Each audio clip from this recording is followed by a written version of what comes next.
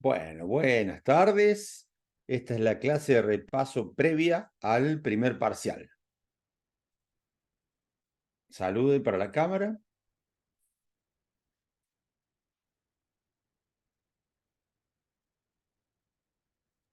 Después no aparecemos nosotros. ¿No aparecen? Aquellos sí aparezco. Bueno, entonces, tengo que poner presentación para que se vea. Espero que estén viendo ahí que dice repaso módulo 1, 2, 3, 4 y 5. ¿Sí? ¿Ven eso? Sí, profe, se ve.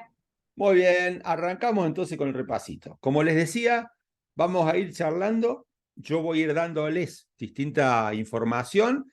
Todo lo que vimos en esos módulos lo vamos a apretar en un ratito, como para repasar todo lo más importante, lo fundamental.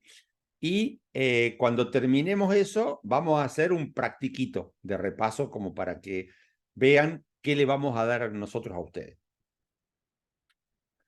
Bien, lo primero que siempre es importante, y nosotros intentamos en cada problema que les damos, en cada ejercicio, intentamos refrescar que no es solo una herramienta estadística, que es una herramienta estadística que responde a un trabajo de investigación. Por eso nosotros hemos visto ya de antemano qué era un proyecto de investigación, cómo se piensa un trabajo de investigación, y recordemos que desde el punto de vista de la estadística vamos a solucionar los problemas de un proyecto de investigación pensando como objeto de estudio la población. La población es el objeto de estudio de la estadística, estudia poblaciones. ¿Poblaciones de qué? De lo que ustedes quieran. Puede ser poblaciones de muestra de sangre, puede ser poblaciones de pacientes, puede ser poblaciones de hospitales. Usted puede tener poblaciones de distintas cosas porque el objetivo del trabajo puede ser diferente. En cada población tenemos, o cada población está formada por elementos, por unidades. Así se define una población. Entonces, para el caso, si los que tienen son pacientes, cada elemento, cada unidad es un paciente. Para el caso que lo que tienen son muestras, cada unidad o elemento es una muestra, y si alguien estuviera estudiando los hospitales de la provincia de Córdoba, cada unidad o elemento es cada hospital. Eso depende de los objetivos del trabajo.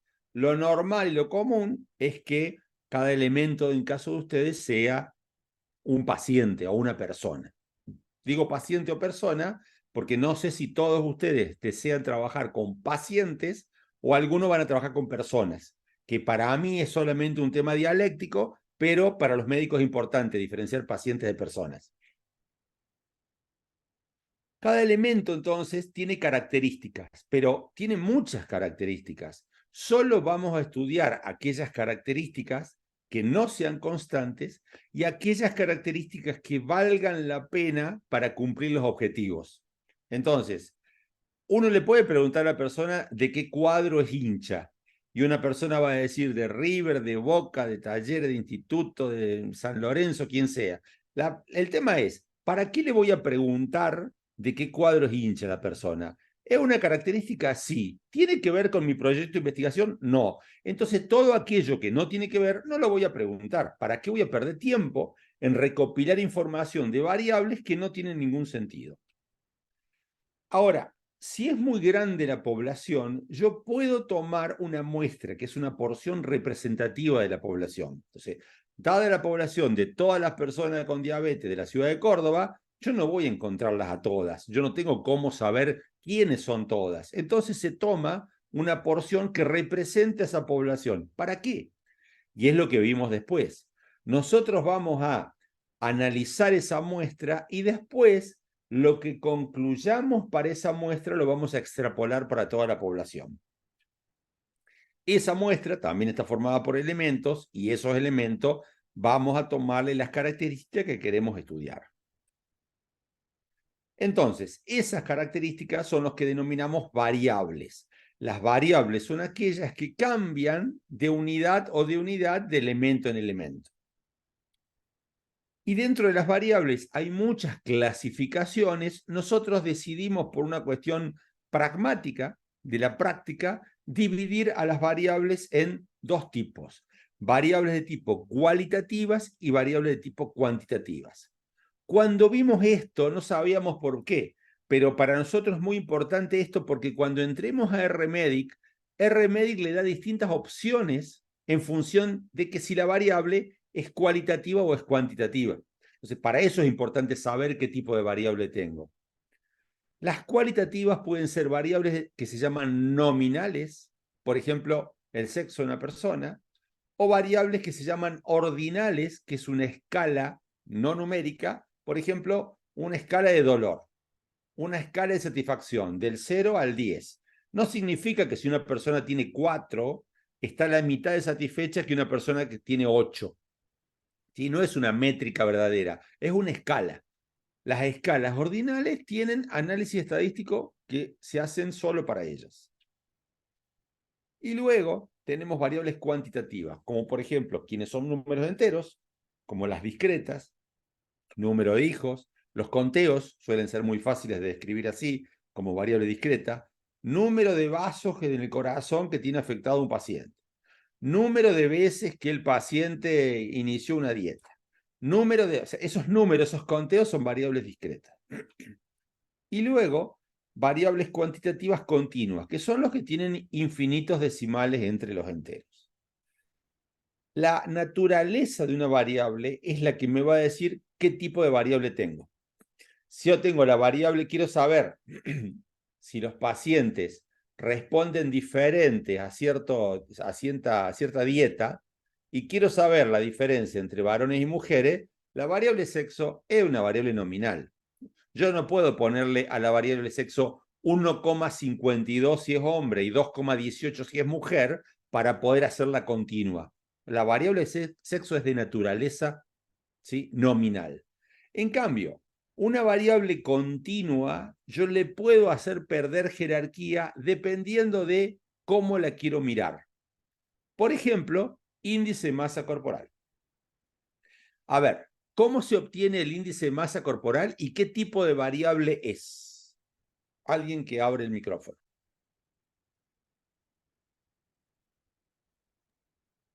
El peso sobre la talla al cuadrado y la Bien. variable es continua. El índice de masa corporal, su naturaleza es tomarla con el peso sobre la talla al cuadrado, entonces cuánto yo aprieto en un metro cuadrado, ¿sí? Y eso es una variable de tipo continua. Los posibles valores que puede tener una persona son 23,7518, 32,1855, ¿sí? Su naturaleza es continua. Ahora, ustedes en la práctica cotidiana, cuando hablan con otro colega, dicen que tienen un paciente con un índice de masa corporal de 35,1822? No. No, directamente No. lo clasificamos. Se Bien. transforma en Entonces, categórica, digamos. lo transforman en categórica. O sea, ustedes tienen un paso antes. Ustedes podrían redondearla. O sea, decir que este paciente tiene 32, este paciente tiene 31, este paciente tiene 30 de índice de masa corporal. Entonces, ustedes le estarían sacando esa sensibilidad que tiene la variable continua y la transforman como discreta. Pero no solo eso, sino que además, no solo la transforma como discreta, sino que la transforma como ordinal. Bajo peso, normopeso, sobrepeso, obeso. Tengo un obeso mórbido terrible. Y ya el otro se imaginó, no le hizo falta decir que tenía 37,22 de índice de masa corporal. Pero fíjense lo que hicieron, le hicieron perder jerarquía a la variable porque total la información es la misma. ¿Para qué vamos a decir, para qué vamos a perder tiempo con esas nimiedades? Porque la información no difiere, entonces es suficiente trabajarla como ordinal. ¿Sí? Ahora, dependiendo del tema, dependiendo de la variable y el contexto, es que uno necesita a algunas variables darle más precisión y a otras les da menos precisión. Por ejemplo, el peso. El peso, si ustedes estuvieran atendiendo en neonatología, 1,5 kilos no es lo mismo que 2 kilos. Esos 500 gramos son la diferencia entre la vida y la muerte. Entonces, en neonatología, si nos expresamos en kilo, nos vamos a andar redondeando. Ahora, si ustedes están trabajando con pacientes obesos, decir 182 kilos o decir 180 o 190 ya es lo mismo, podemos redondear de a 10. Entonces, aún la misma variable, en diferentes contextos, yo la tengo que conservar con la naturaleza que a mí me haga falta. La variable me da la naturaleza y yo le puedo hacer perder jerarquía. Lo que no puedo hacer es inventarle jerarquía. No puedo que pase de nominal a continua. ¿Sí? Por eso es importante saber qué tipo de variable tengo y cómo la quiero medir. Si en un ejemplo ustedes me dicen, voy a medir el índice de masa corporal, yo automáticamente le tengo que decir cómo. ¿Se acuerdan cuando vimos el proyecto? La variable y la operacionalización. Eso es lo que me dice cómo lo vas a medir, porque no es lo mismo que vos me digas, voy a trabajar con el índice de masa corporal, con el valor real, que es continua, que con los valores que hace la OMS de la escala del índice de masa corporal. Bajo peso, normopeso, sobrepeso. Porque son dos análisis estadísticos diferentes los que vas a hacer. Solo por eso, no está ni bien ni mal. Solo por eso uno tiene que decidir qué voy a medir y cómo lo voy a medir. Lo primero, cuando planteo un proyecto de investigación, tengo que tener una idea. Tengo que plantear los objetivos. Tengo que plantear el diseño protocolo, tengo que realizar el diseño protocolo planteado y tengo que obtener la información. Y ahí voy a tener las variables de las que estamos hablando. Esto es el empalme que hacemos de metodología con bioestadística. Cuando tengo la información, ¿qué armo? Una base de datos. Nosotros le fuimos dando a ustedes basecitas de datos chiquititas que tienen que ver con simplificarle los análisis y hacer que ustedes solo se focalicen en la problemática del momento. ¿Sí? Por ejemplo, para hacer un gráfico le dimos una sola columna, que es para que hagan gráfico. Para que hagan un test le dimos 2 columnas solamente. O sea, estamos de una base de datos grande, se la estamos poniendo solo las columnas que hacen falta para el tema. Pero en la vida eso no va a ocurrir así. Cuando ustedes hagan su trabajo de investigación, van a tener muchas columnas. ¿Vieron lo que dijo Bruno? No. ¿Quién se me fue?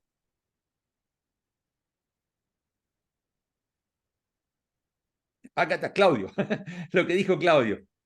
Lo que dijo Claudio hoy hace un rato. Profe, ¿vamos a tener una instancia para ver cómo armar la base de datos? Sí, por supuesto, porque podés cometer errores al armar una base de datos y es fundamental armarla bien. Si vos tenés armada bien la base de datos, después hacer los análisis va a ser sencillo. Si vos tenés errores, cometés errores, va a ser más difícil después limpiarlo, lo que se llama curar la base de datos a posteriori. Más vale hacerlo de principio. Esa base de datos, ese Excel, como hemos visto todo hasta el momento, en cada una de las filas va a haber un paciente y en cada una de las columnas va a haber una variable. Entonces, la naturaleza de la variable dice que si esta variable es cuantitativa, la columna va a tener solo números. Y si esta variable es cualitativa, la columna variable va a tener solo letras. Y aparte, en los comentarios, ¿sí? En un Word, en otra hoja del Excel, pero nunca comentarios en la propia base de datos. Eso es una base de datos, ¿sí? Está tomado de un trabajo, ¿sí?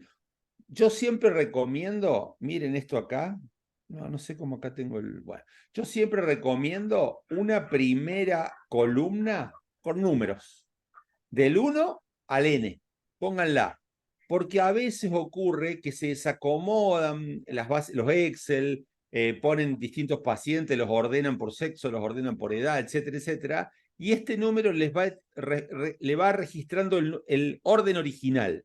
Siempre pongan una primera columna que sea un indicador de número, y después, bueno, en este caso tienen en la historia clínica. ¿Por qué?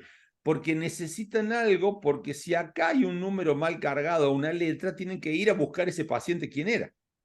Entonces, bueno, una historia clínica, la edad, el sexo y distintas medidas de estos pacientes.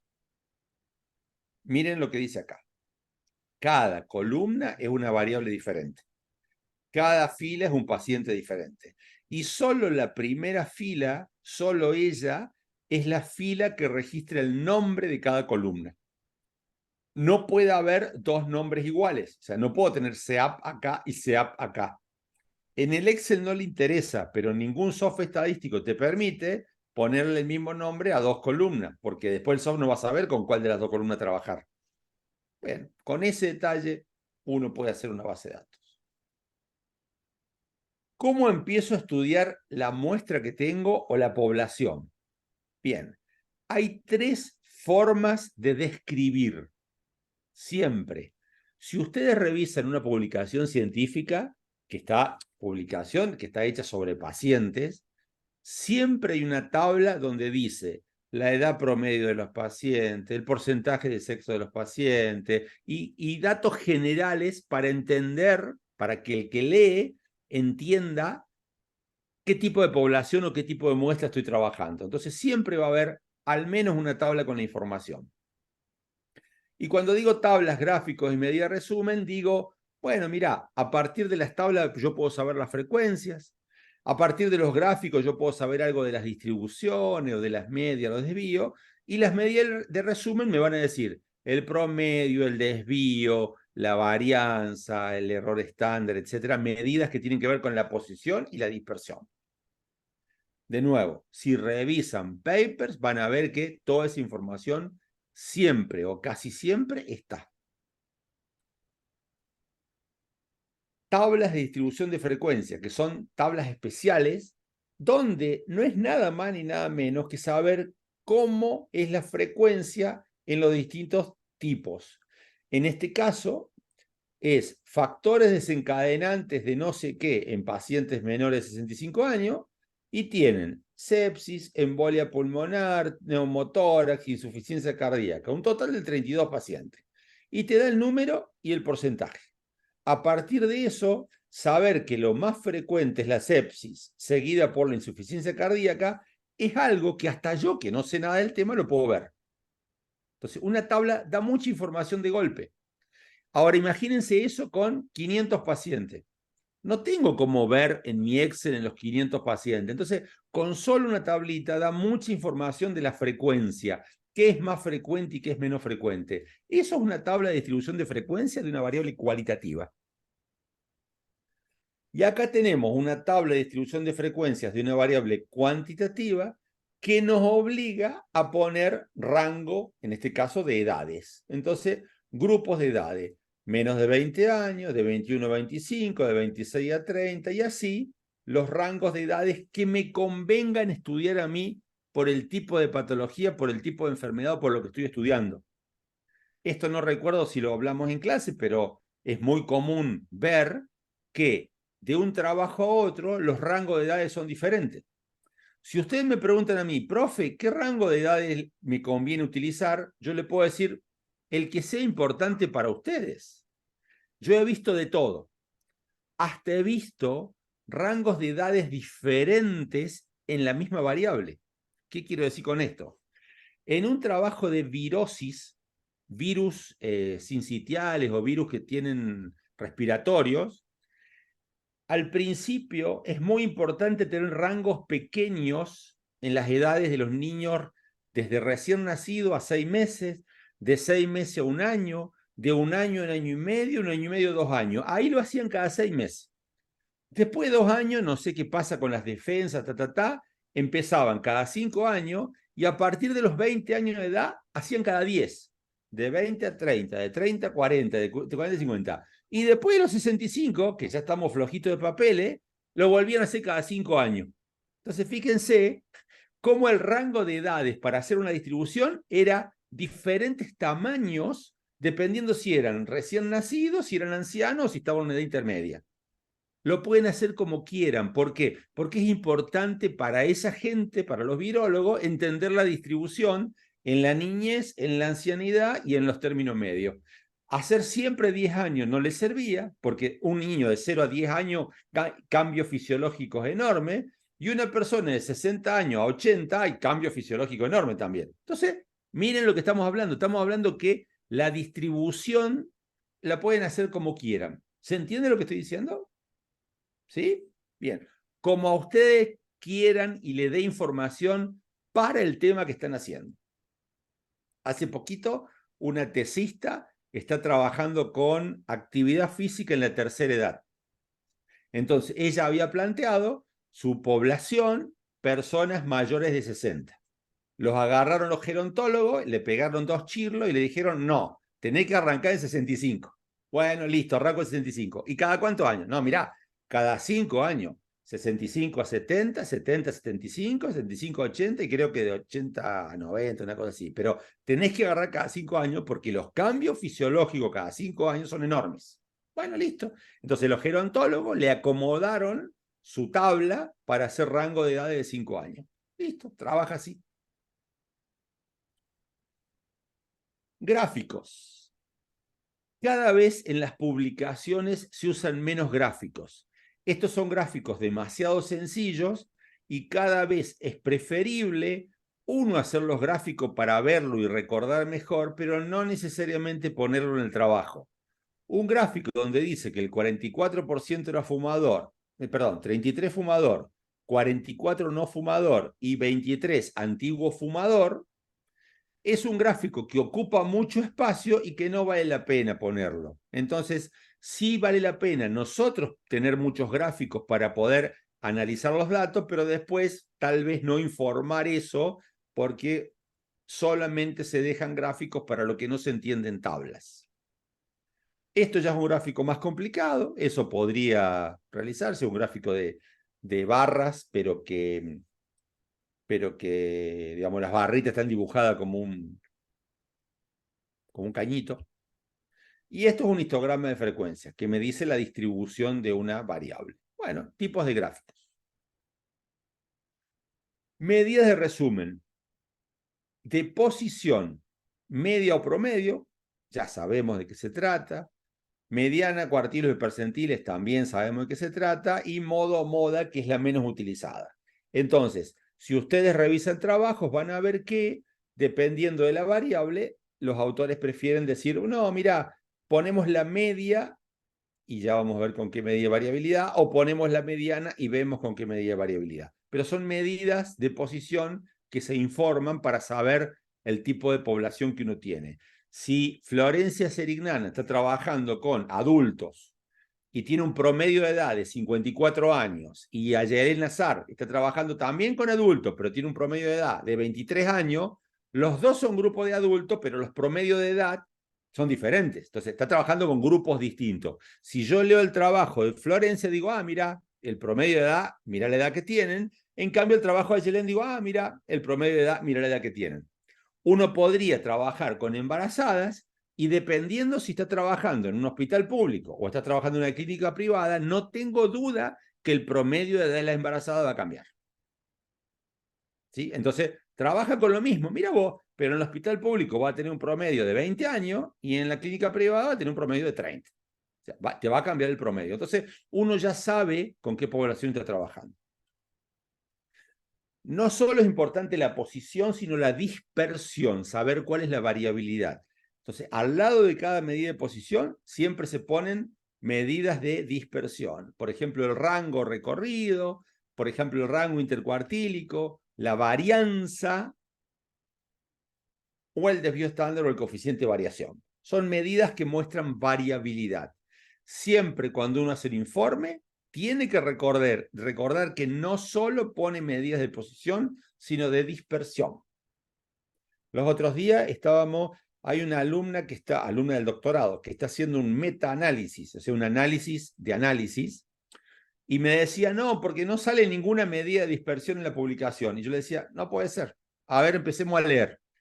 Y algunos autores habían decidido poner el mínimo y el máximo. Entonces, algunos autores habían decidido poner la mediana y entre paréntesis el mínimo y el máximo, o sea, el rango de valores que tenía la variable. Bueno, esa es una forma también de mostrar la dispersión. Mostrando el mínimo y el máximo, uno sabe cuál es el recorrido de la variable. Pero siempre las publicaciones tienen medida de posición y medidas de dispersión. ¿Vamos bien hasta ahora, repasito? Ejemplos. Esta tabla que ya la habíamos visto, donde tenemos, por ejemplo, comparación de las variables de laboratorio de los pacientes con y sin morbimortalidad cardiovascular.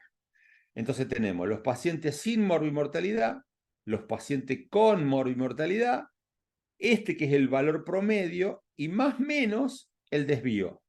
promedio, más, menos y el desvío. Esto, a priori, cuando lo vimos a principio de esta materia, lo vimos como algo descriptivo, donde está describiendo cada una de las variables. Pero ahora ya podemos ver e interpretar qué es el valor P.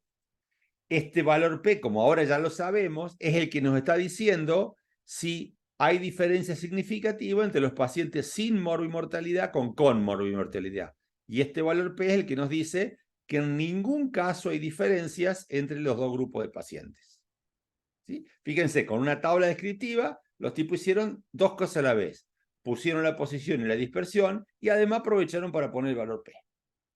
Bueno, este gráfico de cajas me dice la posición, la dispersión y la distribución de un score, que es un score de un genograma, entre 4 tipos de pacientes. Un paciente control, un grupo de pacientes control, con psoriasis, con alopecia o con dermatitis atópica. A ver qué valores tenían y fíjense que se notan que hay diferencia entre los grupos de pacientes visualmente.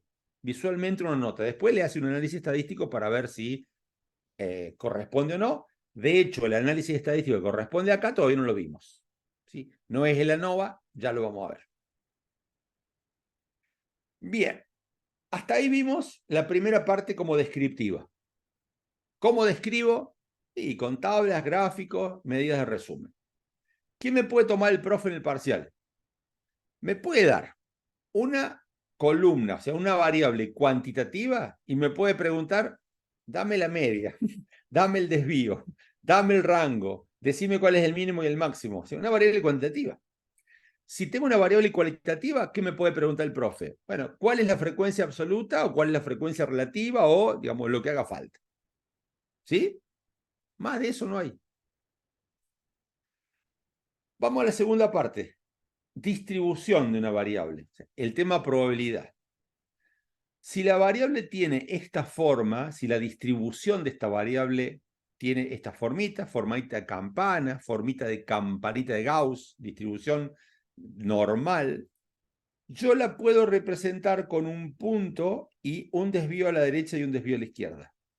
Si ustedes han visto este gráfico es un gráfico que representa la posición, entendida como la mediana, y la dispersión, entendida como un desvío a la derecha, un desvío a la izquierda, o si no, puesto un desvío arriba, un desvío abajo. Normalmente este gráfico, un gráfico con esto solo no me dice nada, se lo suele poner cuando uno compara. Voy para atrás. ¿Vieron esto? O sea, si yo miro una caja sola, la caja sola no me dice mucho, pero si yo comparo 4 cajas, estoy viendo las distancias relativas. Entonces este gráfico me sirve cuando tengo más de una cajita. Cuando tengo una caja sola no me dice nada. En cambio acá, si tengo uno solo no me dice nada, si tengo varios me va a representar las diferencias entre media y desvío. Por ejemplo, así se lo suele observar cuando uno lo pondría solo. No lo vamos a poner solo, pero bueno, lo vemos para una cuestión didáctica. Lo mismo que la caja equivaldría a esto, y ahí en la cajita tenemos mediana, cuartilo 1, cuartilo 3, percentil 5, percentil 95. Y eso es lo que está representando la cajita. Bien. ¿Cómo se relaciona con el tema probabilidad? O sea, ya vimos el tema de la distribución, ¿sí? La forma de campanita. Ahora, ¿cómo se relaciona con el tema de probabilidades acá? En el tema de probabilidades vimos dos cosas. Primero, las probabilidades pensadas sobre variables cualitativas, ¿sí? Entonces, ¿cómo puedo asignar probabilidades?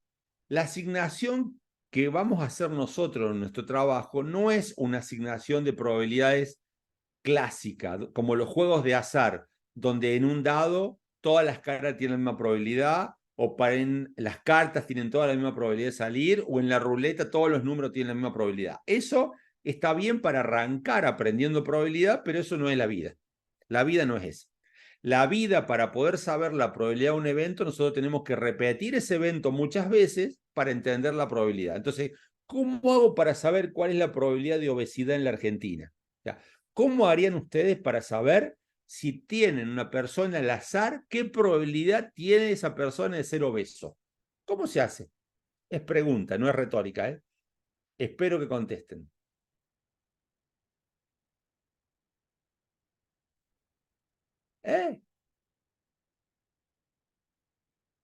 ¿Tienen idea cuál es la probabilidad de un obeso en la Argentina?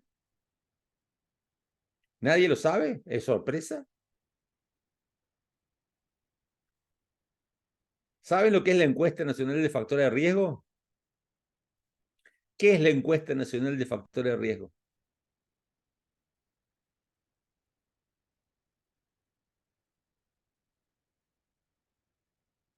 Gente, a ver, yo estoy seguro que lo saben. Dale.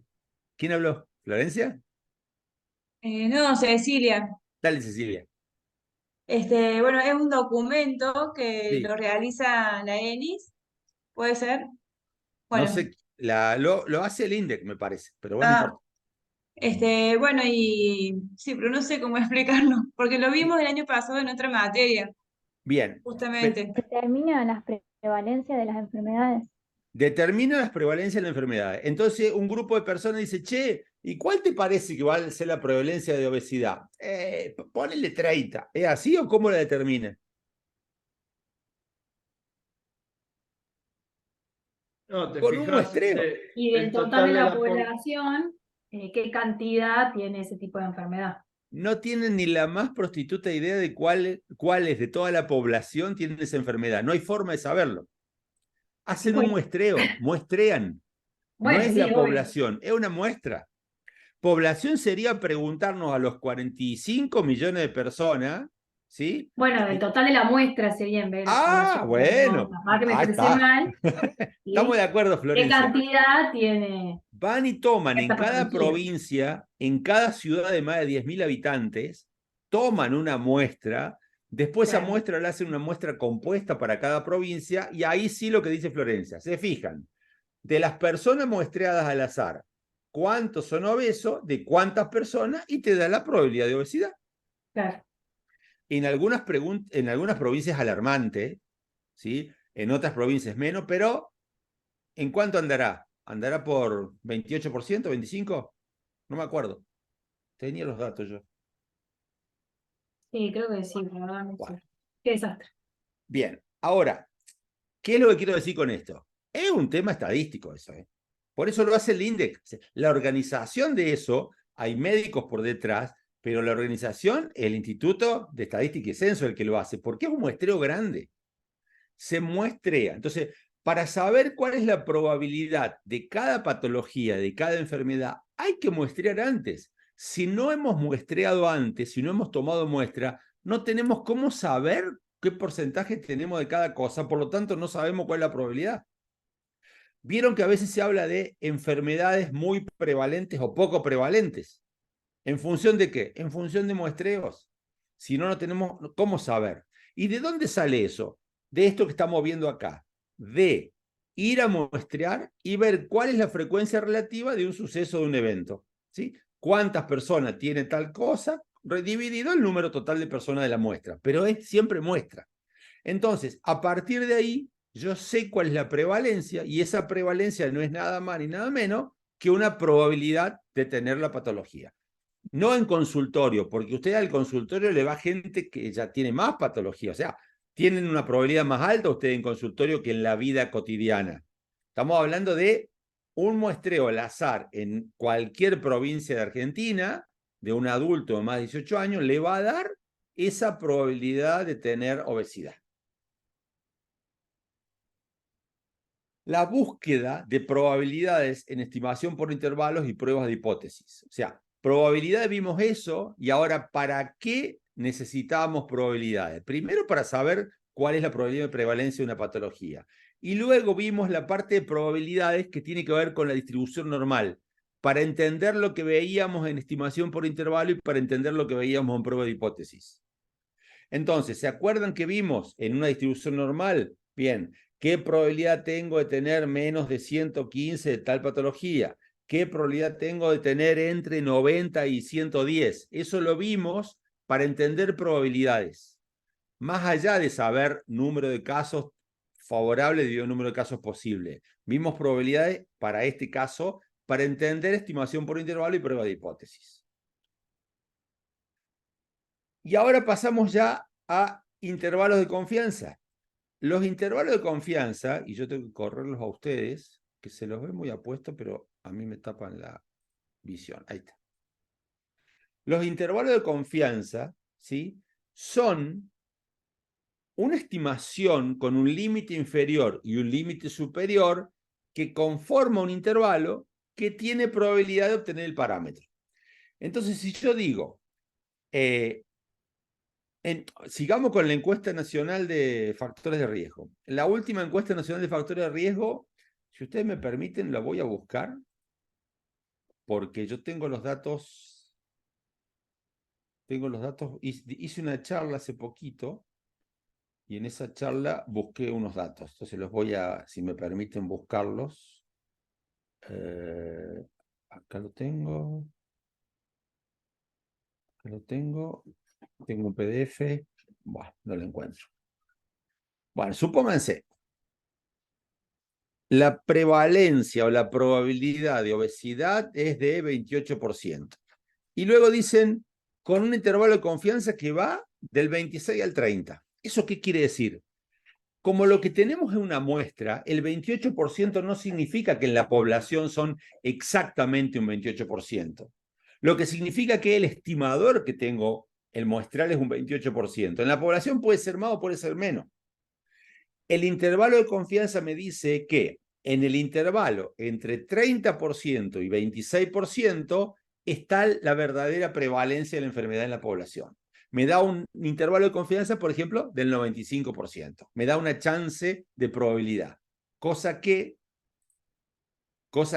si yo tengo el valor de 28, no tengo ninguna chance, es un valor fijo. Si yo digo que es 28 en la muestra, no sé cuánto puede ser en la población. El intervalo de confianza me permite saber en la población cuánto puede ser. Y si ustedes se fijan, en la encuesta nacional de factores de riesgo, no solo está el valor del factor, sino que además me da el intervalo de confianza. 25,4, dice Florencia. Gracias, Florencia. Bien, y debe tener un más menos. Estoy seguro que tiene un más menos, que lo debe decir la encuesta.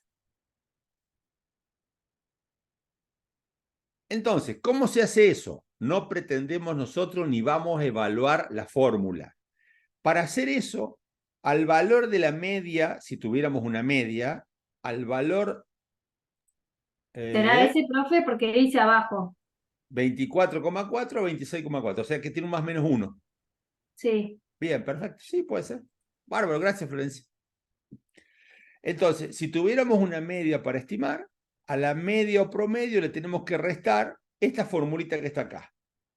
Y a la media o promedio le tenemos que sumar esta formulita que está acá, y con eso nos da un intervalo. Es decir, cuando yo le pido a RMedic o a cualquier soft que me haga un intervalo de confianza, el soft va a hacer eso. Ahora, ¿qué es lo importante de ustedes? Es saber interpretar el intervalo de confianza. Si un intervalo de confianza me da entre ciertos valores, lo importante es saber interpretarlo, porque el cálculo lo hace el programa. Entonces, dijimos, a la media le sumamos y le restamos todo eso que está ahí, y vas a tener un límite inferior, y dice 1 menos alfa, que es de, por ejemplo, 95%, un límite superior, y quiere decir que existe una probabilidad del 95% que entre 26,5 y 24,5 esté el verdadero valor de la media poblacional. ¿Sí? Ese intervalo tiene una cierta confianza de contener el valor de la media poblacional. ¿Se entiende? Esa es la interpretación que le tienen que dar.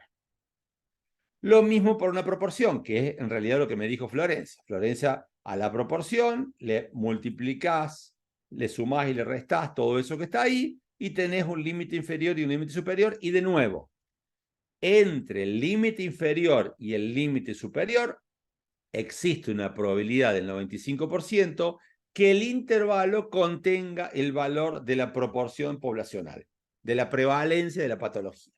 Eso es una estimación por intervalo. Por esa Profe, razón... ¿y en Sí, esto dale. se diferencia entre la variable cuantitativa y cualitativa o no? Perdón, no sé la pregunta. El tema del promedio y la proporción hace Claro, la diferencia en el tipo de variable que tengas, exactamente. Si cuanti o yo tengo, cual. claro, si yo tengo una variable cuantitativa, tengo que hacer esto, con la media muestral, estimar la media poblacional, y si tengo una variable cualitativa, hago esto con la proporción. Correcto. ¿Escucharon alguna vez esto de que en la intención de voto de dos candidatos hay un empate técnico? ¿Escucharon lo que dicen empate técnico? Entre fulano y mengano hay un empate técnico, no se sabe quién va a salir primero. Eso significa que cuando se toma una muestra y se obtiene el valor del estimador, en el más menos, en el intervalo de confianza se solapan, se superponen. Entonces no se sabe a priori realmente si uno va a tener más votantes que otro. Eso es el empate técnico. Se toma una muestra y no se sabe la diferencia que hay entre uno y otro. No hay diferencia significativa entre el voto de uno y el voto de otro. Recién se soluciona el domingo, cuando todo el mundo mete los votos en la urna y cuando se cuenta en el número total, porque cuando uno hace la estimación te da que es un empate. Eso pasa cuando hay una diferencia más o menos de un 1% entre un candidato y otro. No importa que sea entre el 8 y el 9% o entre el 32 y el 33, no importa. Cuando hay un 1% más o menos de diferencia, no, los estimadores, la gente que hace la encuesta, no puede diferenciar significativamente el número de votos para uno o para otro. Un tema que no recuerdo que lo hayamos visto, tamaño mínimo de la muestra. Cuando ustedes hacen su trabajo final, lo más probable es que las personas que los evalúen le digan, bueno, ¿y cuál es el número mínimo de muestra que vos tenés que tener para poder hacer tu trabajo final? Hay dos formas de calcular el número mínimo de muestra que tiene que ver con si la variable que están estudiando es una variable cuantitativa o si es una variable cualitativa. Y a partir de esto que vimos recién, ¿vieron? Esto lo vimos recién cuando vimos la estimación por intervalo, sale una formulita que es esa formulita para el número mínimo de muestra cuando la variable es, la que está arriba es cuando la variable es cuantitativa y abajo cuando la variable es cualitativa. El n mínimo tiene que ser mayor o igual que ¿qué? Ese valor z sale de una tablita y ese valor z para un 95% de confianza es igual a 1,96. No es que me lo sepa de memoria porque soy un genio, es porque es el valor z del 95%, se lo usa siempre. Se multiplica por S, que es el desvío estándar de datos previos. O sea, alguien ya tiene que haber utilizado una variable parecida a eso y ya le dio un desvío. Necesito el valor del desvío. Entonces, bueno, Z por un desvío previo. Dividido este E. ¿El E qué es? Es el error que estoy dispuesto a cometer. Si este E es, por ejemplo, del 10%, si estoy dispuesto a cometer un error máximo del 10%, yo acá voy a tener que poner el 10%, el 10% del valor de la media muestral de un trabajo previo.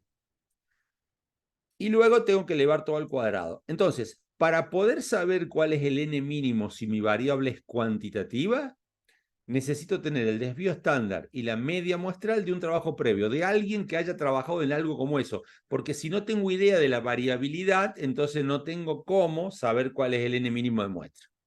De todo modo, anótenlo y después cuando llegue el tema este en sus trabajos finales, lo vamos a repasar. Y esto no entra por el parcial, no se asusten, es un repasito que estamos dando y les agregamos este tema. Cuando nuestra variable es cualitativa, ¿cuál es el n mínimo? Bueno, de nuevo, para trabajar con 95% de confianza, este z es 1,96, lo elevo al cuadrado, por, y este p y este q tiene que ver con la prevalencia de alguien que haya hecho un trabajo previo con este tema. ¿Y qué es la prevalencia? Bueno, es si en un trabajo previo o en la China o en Japón se vio que la prevalencia era de el 30%, bueno, este P es 0,3 y Q es todo lo contrario, es 0,7. Y el error es también el porcentaje de la prevalencia que estamos dispuestos a cometer. Si este error es de 0,05, es del 5% y se pone directamente 0,05 o se pone 0,1 que es el 10%. Ahora, cuando no sabemos nada acerca de la variable, la ventaja de esto es que yo puedo estimar P y Q como 0,5 cada uno de ellos. Entonces, si yo no sé, no tengo ni idea de cómo se comporta el sistema, puedo reemplazar acá con 0,5 y eso igual me da un n mínimo. Esa es la ventaja de esta variable con respecto a esta variable. La variable cuantitativa, si no tengo un desvío y un error, no tengo forma de saber cuál es el n mínimo. Repito, esto no lo hemos visto, no es un repaso, le estoy dando el contenido, pero no entra para el parcial. Es para que le saquen una foto y cualquier cosa lo recuerden cuando vean su trabajo final. Me pasé. Muy bien. Dijimos, la población es el conjunto de todo, la muestra es una porción representativa y de la población salen los parámetros, por ejemplo, la media poblacional o la proporción poblacional. Y de la muestra salen los estadísticos, por ejemplo, la media muestral o la proporción muestral. La pregunta es, ¿es el estimador igual al parámetro? La respuesta es no, nunca. Por más que tengamos una población donde la media tiene cierto valor, la media poblacional, es imposible que yo justo tome una muestra y el valor de la media muestral sea exactamente igual a la poblacional. Es imposible. Siempre la media muestral va a ser un poco más grande o un poco más chico solo por el azar. Y a partir de eso, a partir de que la muestra no representa exactamente los valores matemáticamente de la población, es que yo tengo que hacer pruebas de hipótesis con la muestra cuando en realidad la hipótesis la tengo sobre la población. ¿Sí? Si yo creo que los varones de Córdoba miden en promedio 1,75 m, estoy diciendo que todos los varones de Córdoba de 18 a 40 años miden en promedio 1,75 m. Ahora, ¿los voy a poder medir a todos? No. Por lo tanto, para poder probar esa hipótesis, voy a tomar una muestra y voy a hacer esto, poner a prueba la hipótesis con la muestra para contestar en la población. Y es lo que Florencia recién contó. Florencia encontró que la prevalencia de una muestra de la de obesidad era de 25,4, pero eso no es la población, eso es la muestra. ¿En la población sabemos cuánto es? No, solo tenemos una muestra que representa la población. Y encima, en Capital Federal llega a 18 y en algunas provincias llega al 30 y pico. O sea, es grave, es mucho más grave en algunas provincias que en otras. Bien, dicho todo esto anteriormente, vamos a ver ahora las pruebas que hemos visto hasta ahora. ¿Sí? ¿Qué pruebas de hipótesis vimos? Cuando yo tenía solo una muestra, es decir, una columna, tengo prueba de hipótesis para una media. Yo puedo probar si una media es igual a cierto valor. Por ejemplo, antes se sabía que la altura de los varones de Córdoba era 1,70 m. Tome una muestra y usted cree que sigue siendo así. O sea, yo tengo solo una muestra y estoy comparando el valor de la muestra con un valor poblacional. Eso es prueba para la media. O si no, prueba para una proporción. Yo tengo solo una muestra y estoy probando si la proporción de esa muestra es igual a un valor determinado. Antes había un virus que se transmitía en un 30%. Y ahora este invierno, ¿cree usted que es la misma prevalencia? Bueno, hago una prevalencia de la muestra con una población. Eso lo damos solo a los fines didácticos. En general casi nunca pasa. Cuando uno quiere comparar, generalmente compara dos muestras. Si yo tengo un grupo de pacientes, voy a comparar un grupo control con un grupo tratado. Está comparando dos muestras para tener un control. Si no, no hay controles. Entonces, para tener la idea de un control es que se toman dos muestras. Y tenemos la prueba de la diferencia de medias, donde tenemos una muestra A y una muestra B, o una muestra 1 y una muestra 2, y tenemos dos muestras independientes. Yo tengo un tratado y un control independiente. O tengo que el propio paciente sea su propio control, entonces tengo un antes y después, que son las muestras apareadas. O tengo dos muestras independientes, pero que estoy estudiando las proporciones. Si la proporción de este grupo es igual o diferente de la proporción de este otro grupo. Para este parcial solo tenemos 5 pruebas de hipótesis. Una de estas 5, o más de una de estas 5, le vamos a tomar. Ninguna otra.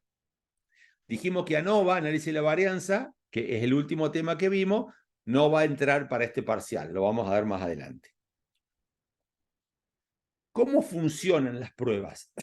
Y esto es como para entender el funcionamiento. Prueba para una proporción, prueba para una media, prueba de diferencia de media, prueba de la media de las diferencias y prueba de proporciones. Cualquiera de esas 5 pruebas, cualquiera de las 5, funcionan de esta forma.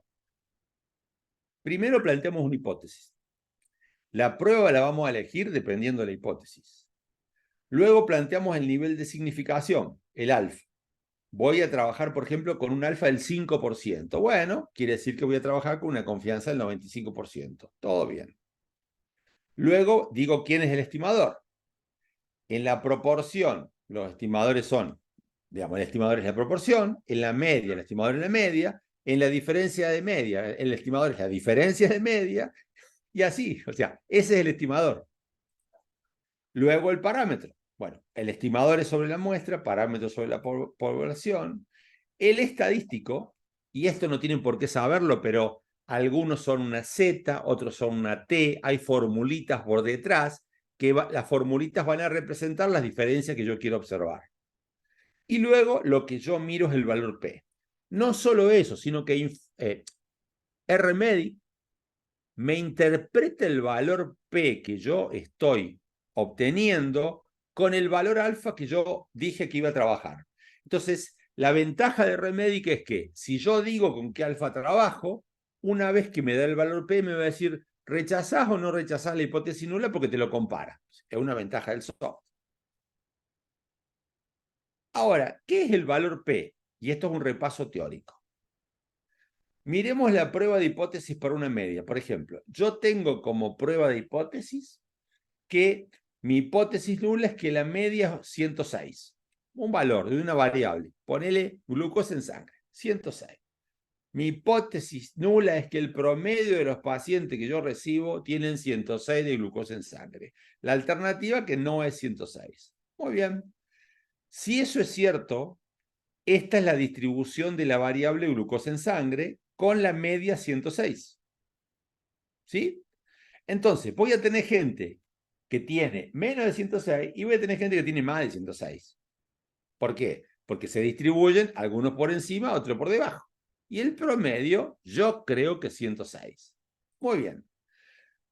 El programa va a hacer una formulita, una transformación, o en Z o en T, dependiendo de los casos, dependiendo de un montón de otras cosas, y lo que va a transformar es esta distribución que tiene una media 106 en una distribución que tiene media 0.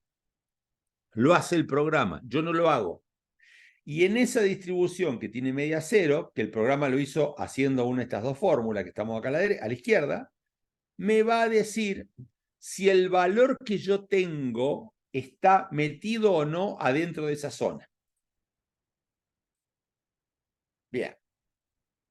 Entonces, si el valor que yo tengo cayó, discúlpenme, pero no encuentro en esta presentación cómo hacer un... Ahí tengo un lápiz. Ahí está, listo. Si mi valor cayó ahí,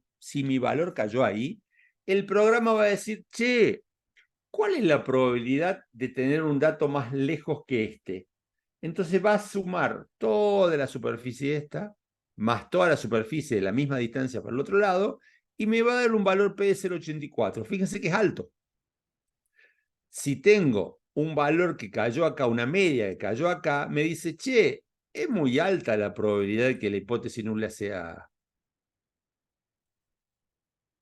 Es muy alta la probabilidad de que la hipótesis nula sea cierta. Bien. Si cae acá, me dice, mira, la probabilidad de que la hipótesis nula sea cierta es todo esto más todo esto. La probabilidad es 0,32. Y es alta la probabilidad de que la hipótesis nula sea cierta. Y ahora miren esto, no sé si lo alcanzan a ver. Me cayó acá y tengo esta colita y esta colita. ¿Y cuál es la probabilidad de que la hipótesis nula sea cierta? 0,001. No, ya no le creo. O sea, la probabilidad de que la hipótesis nula sea cierta es muy bajito, yo ya no le creo. Y yo ya dije que 0,05 es la máxima probabilidad que yo le voy a dar, o la mínima probabilidad que le voy a dar a de que la hipótesis nula sea cierta. Entonces, si cae por debajo de eso, yo voy a decir, no, la hipótesis nula no puede ser cierta. Es medio falso esto. por eso rechazo la hipótesis nula. Pero no solo eso. Al decidir, puede haber 4 resultados posibles. Supongamos que llega una paciente en estas condiciones. La hipótesis nula es que todo el mundo es inocente, por lo tanto, no está embarazada. Esa es la hipótesis nula que tenemos. Si la hipótesis nula es que no está embarazada y el resultado es negativo, entonces es un falso negativo. Es un error de tipo 2. ¿Sí? Yo estoy diciendo que es negativo cuando en realidad está embarazada. Entonces la hipótesis nula es falsa y yo estoy diciendo, mira, es cierta la hipótesis nula. En cambio, si me da positivo para esa paciente, es un verdadero positivo. Yo digo, no, rechazo la hipótesis nula, vos estás embarazada, cuando en realidad está embarazada. Por lo tanto, es un verdadero positivo. Eso es lo que se llama la potencia de una prueba. Llega una paciente en estas condiciones y la hipótesis nula sigue siendo, no está embarazada. Si me da negativo, es un verdadero negativo, es la confianza, no está embarazada. Pero si me da positivo, es un maldito falso positivo. Me está diciendo que está embarazada cuando la chica no está embarazada. Entonces, los errores son 2 errores diferentes. Voy para atrás. Este es un error que es cuando está embarazada decirle que no está embarazada. Y este es otro error que es cuando no está embarazada decirle que sí está embarazada. Chicas, ¿cuál es más costoso de los 2 errores? ¿Decirte que no estás embarazado cuando sí estás? ¿O decirte que no estás embarazada? Perdón, que sí estás embarazada cuando no. ¿Dije 2 veces lo mismo? A ver, cuéntenme.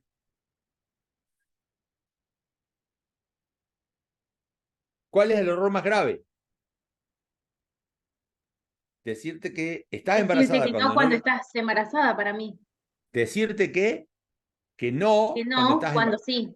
Bien, decirte que no cuando sí estás embarazada, pones en riesgo el crío. Decirte que sí cuando no estás embarazada, te lleva unos días de llanto. Se pelean los familiares y después, bueno, no, es un error, no importa. ¿Sí? Bien, el costo más grande es como lo dijo Diana.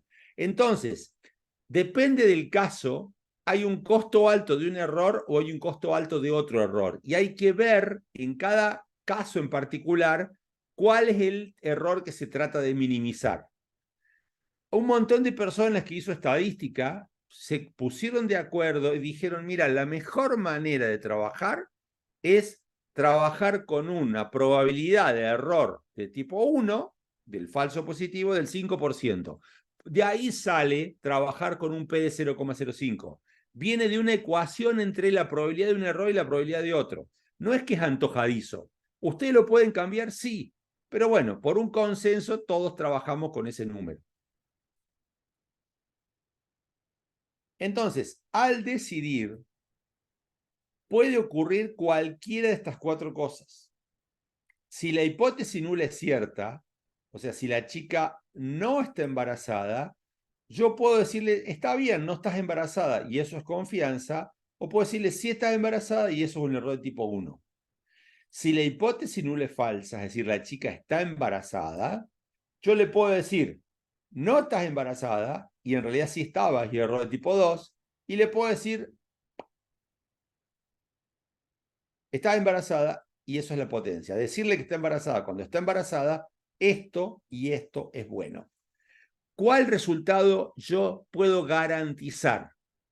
La respuesta es, no puedo garantizar ningún resultado. Siempre tengo una probabilidad de error. Por eso muchas veces cuando se hacen investigaciones científicas, a veces te dicen, mira, no me dio significativo, puede ser un error. Sí, puede ser un error. No garantizamos nunca que lo que decimos es cierto. Puede haber un error. Tenemos siempre probabilidad de error. Y ustedes recuerden, en sus trabajos finales, también en cada test estadístico que uno hace, hay una probabilidad de error. ¿Cuál es el tema? ¿Hay probabilidad de error? Sí, pero la probabilidad de error lo estoy midiendo. Yo estoy sabiendo que puedo echarme moco a lo sumo en un 5% de las veces. Pero así funciona la ciencia. Por eso mucha gente se agarra de eso para notar los errores de la ciencia. ¿La ciencia tiene errores? Sí. ¿Podemos cometer errores? Sí. Pero es la única manera de actuar objetivamente. Trabajar con un número máximo, un valor mayor de el máximo posible de error, 5%, y con eso seguir trabajando. ¿Nos puede pasar a nosotros? Sí, nos puede pasar a nosotros. Pero hay que bancársela y seguir trabajando. Volvamos a repasar las pruebas porque eso es lo que le vamos a tomar. Prueba para una muestra. Ahora van a hablar ustedes. Yo voy a poner cada una de las pruebas que vimos recién y vamos a ver cuándo usaríamos una prueba para una muestra, la prueba de una media. ¿Cuándo usaríamos eso? ¿Qué ejemplo podríamos usar? Aunque sea el ejemplo de clase, si quieren agarren los apuntes, revisen y veamos en qué caso podemos usar un ejemplo para prueba de hipótesis para una media.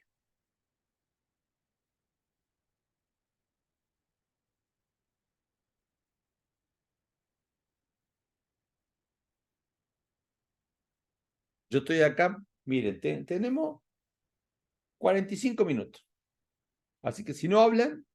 ¿El IMC? Bien, el IMC. Bien, por un lado está bien. ¿Para qué? ¿Comparar el IMC con qué? Por ejemplo, comparar, no sé, la prevalencia de obesidad en la población con No, la no, ahí está, No, ya no. prevalencia, No digan prevalencia. claro. Claro, porque claro, sí, La variable es las medias cuantitativa, no pueden de decir obesidad, prevalencia. La media. sí, El la promedio medida de del obesidad índice en de la masa población, corporal, sí, De o de índice de mujeres. masa corporal con el muestra. bien, ustedes recuerden, prueba de hipótesis para una muestra, es decir, tienen una sola columna en el Excel, una sola columna, y una sola Claro. columna, tienen un montón de numeritos, 28, 27, 25,3, 31, 32, uno solo. ¿Qué se quiere comparar? Una sola columna. Se quiere comparar si el promedio de esa columna es igual a algo que se sabía antes. Por ejemplo, en un estudio hace 10 años, el promedio del índice de masa corporal de las mujeres era 26. En el estudio de este año, ¿sigue siendo igual o es diferente? ¿Se nota? Una sola variable cuantitativa, le vamos a tomar la media muestral y lo vamos a comparar con otro valor que se sabía antes. ¿Sí? Entonces, si yo les hago una pregunta, les voy a decir, sí o sí para esto, que quiero comparar si el promedio de la variable cuantitativa es igual o es diferente a algo que se sabía. Entonces, te voy a tener que dar el otro promedio. Claro. Si no te doy el otro promedio, vos no podés decir, bueno, se me ocurre poner la hipótesis si es diferente a 74. No, no es inventado el valor bajo hipótesis, es de algo que se sabe antes. ¿Estamos de acuerdo? Para una media, entonces, una sola columna, una sola variable cuantitativa comparada contra una media poblacional que se sabía antes. Prueba de hipótesis para una proporción.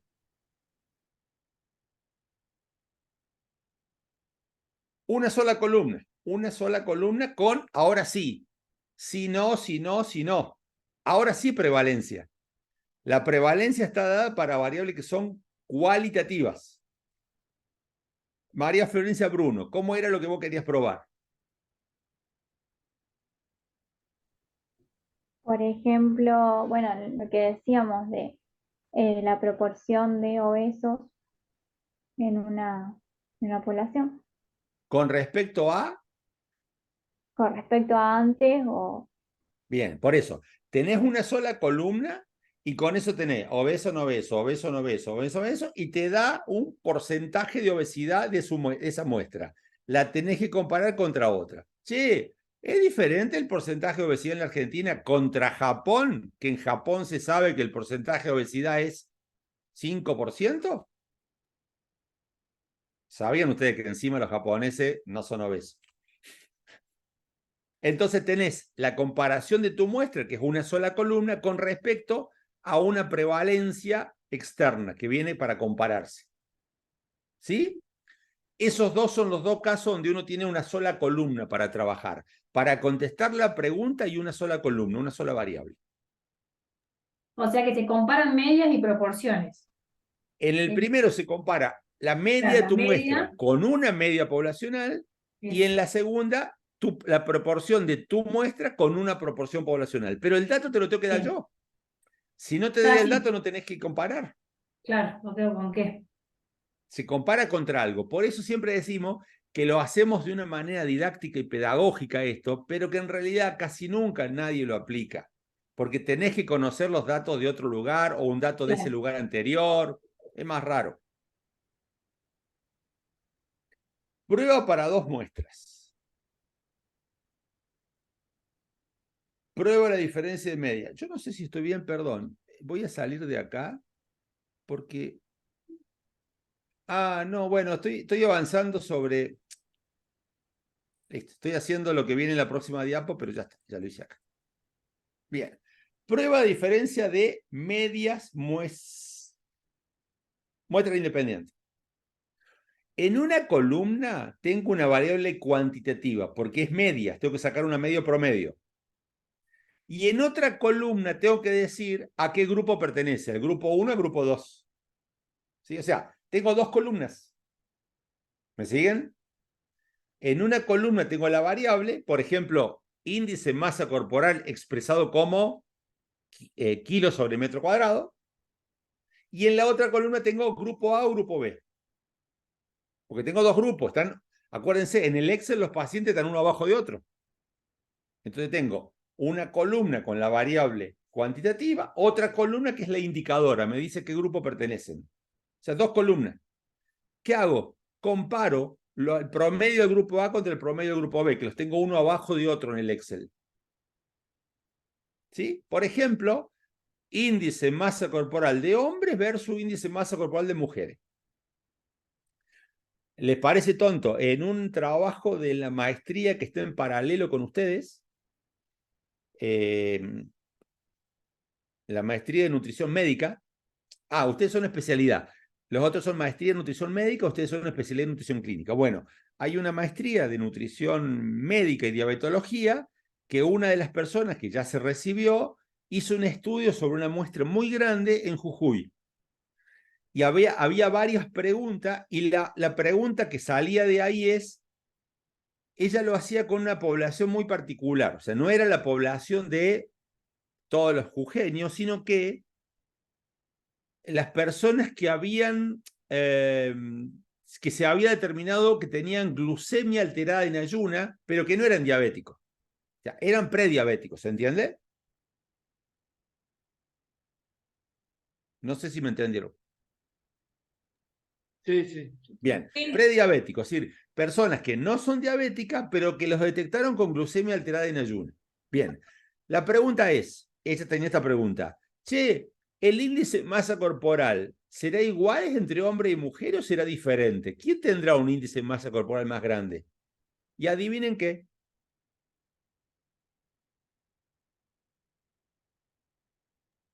¿Quién tiene el índice de masa corporal más grande, los hombres o las mujeres?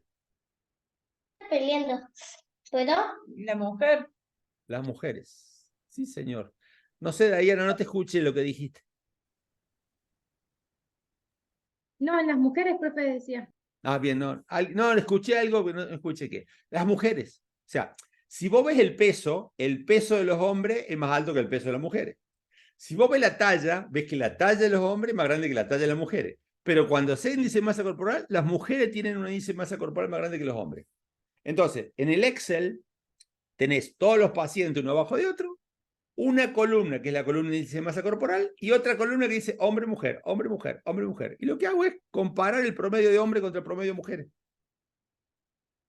Entonces, ¿cómo te lo tengo que preguntar para que vos tengas que hacer una prueba a la diferencia de medias? ¿Hay diferencia significativa entre el promedio de tal y promedio de tal?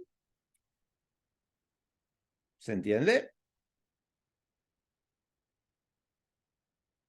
Claudio suspira. Sí, sí, se entiende. Va a hacer andar un barrilete, Claudio. Prueba de la diferencia Perdón, prueba de la media de las diferencias. Esto es algo distinto. Tengo un solo grupo de pacientes, pero tengo un antes y un después. Acuérdense, en el Excel, los pacientes están, cada paciente en una fila. Y yo lo que tengo es un antes y un después de cada paciente.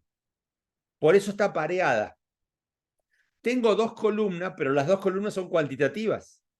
¿Por qué? Porque tengo el antes y un después. Supónganse, el valor del índice de masa corporal de 100 pacientes, ustedes le hacen hacer durante 3 meses taekwondo, dieta mediterránea y y le hacen el índice de masa corporal después.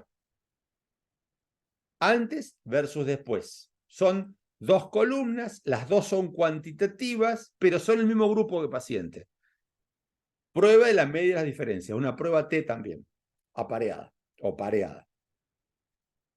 ¿Y cuál es la pregunta? ¿Cambió el promedio del índice de masa corporal antes y después con el tratamiento? ¿O cambió tal cosa? Porque la pregunta es el cambio, porque es el mismo grupo antes y después.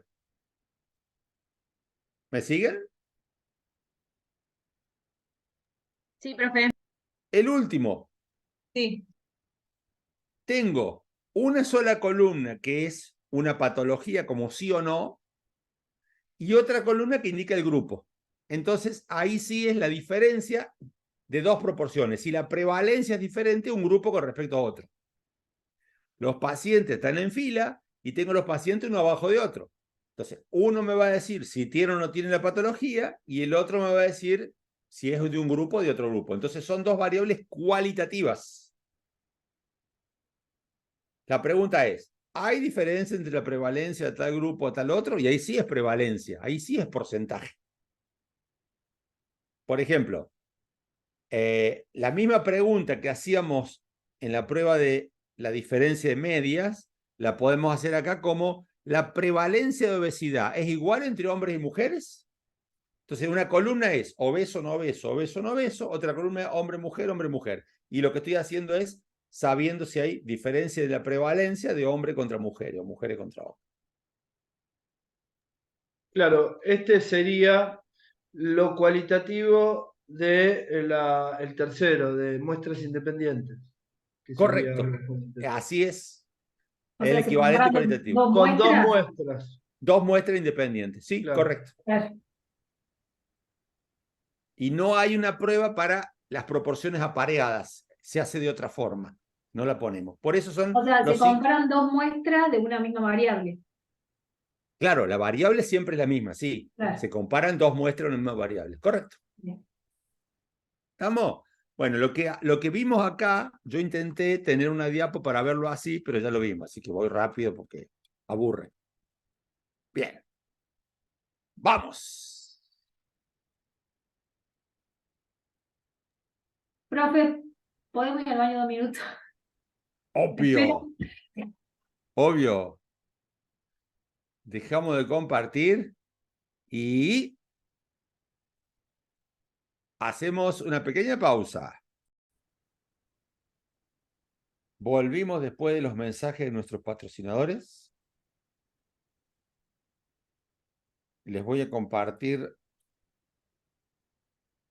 la pantalla 2, que es un repasito. Y el parcial va a ser de esta forma. Nosotros le vamos a dar un Word con ciertas indicaciones, como este. Le vamos a dar una tabla con las bases de datos y le vamos a decir, no tanto como está acá, es decir, no tantas cosas, sino que le vamos a dar cierta consigna para que ustedes vayan haciendo, si quieren, en el RMedic y contestando ahí, etcétera, etcétera. Ahora, eso es para que trabajen. Las preguntas van a estar en el aula virtual de la Universidad Católica, que va a ser un múltiple opción. Con las consignas que le dimos en el Word, las preguntas van a ser un múltiple opción. Entonces, yo, por ejemplo, vamos a ver acá y yo les voy a decir cómo van a ser las preguntas, digamos, que vamos a hacer. Acá dice, la tabla repaso, tabla 1, presenta el análisis a 93 pacientes de un servicio. Allí está vertida la información de sexo, edad, presencia de dolor abdominal, presencia de dolor de espalda, presencia de litiasis renal y valor de colesterol en sangre. O sea, varias variables. Las vamos a ver a las variables.